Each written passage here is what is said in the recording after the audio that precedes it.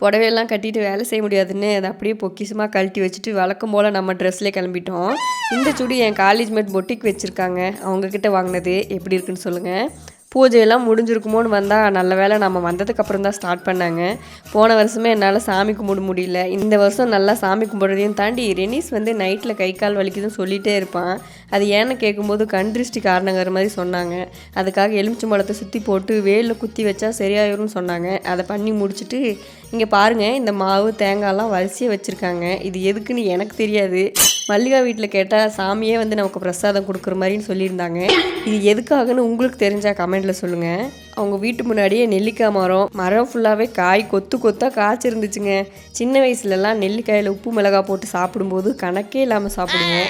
இப்போல்லாம் 2 சாப்பிட்டாலே பல்லு கூசுது. ஆமாம் தானே. முனிப்பங்கோயில் விசேஷம்னாலே கறி தான். ஆடு கோழின்னு எல்லாமே வெட்டி கொடுத்துட்டாங்க. நாங்கள் செய்ய ஆரம்பிச்சிட்டோம்.